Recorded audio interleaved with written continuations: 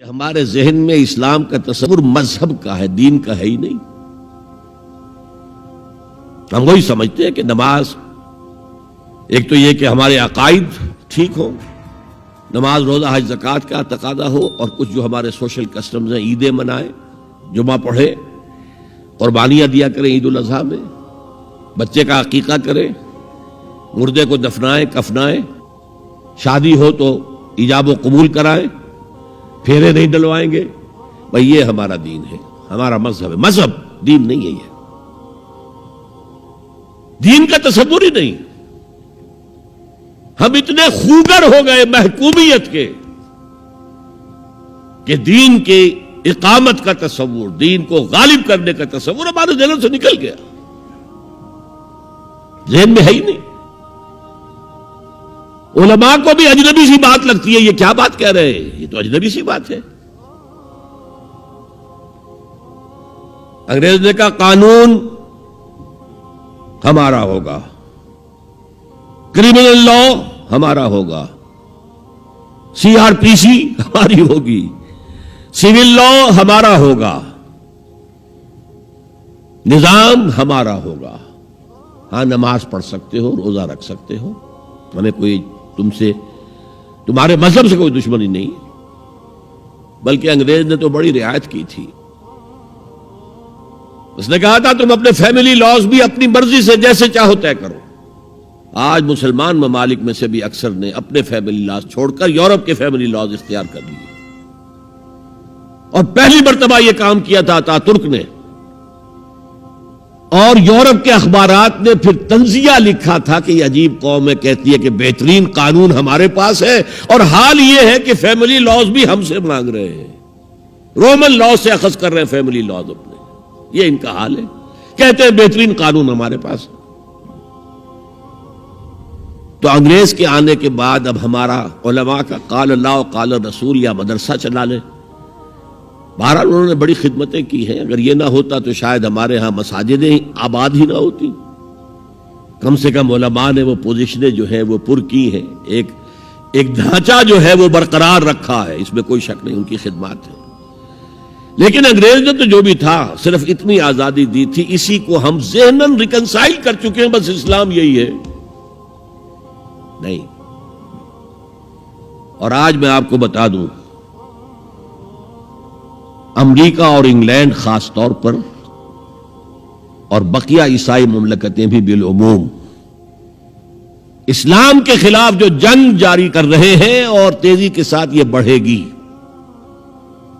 اس کا بھی معاملہ یہ ہے کہ مذہب کی حیثیت سے اسلام کے خلاف ان کی کوئی جنگ نہیں۔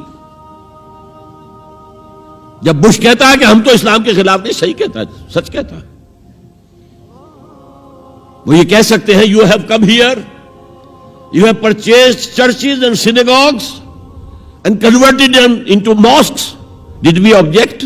تم یہاں آئے، تم نے چرچ خرید کے مسجد بنا لی، سینیگوگ یہودیوں کا خریدا اور مسجد بنا لی، ہم نے کبھی روکا تمہیں؟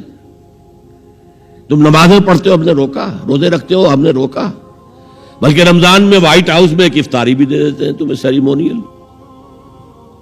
تمہاری عید ہے، بقرہ عید ہے، ہم کو کمیموریٹو سٹیمپس جاری کر دیتے ہیں، یہ عید کا جو ہے ڈاک کا ٹکٹ ہے، اور یہ بقرہ عید کا ہے۔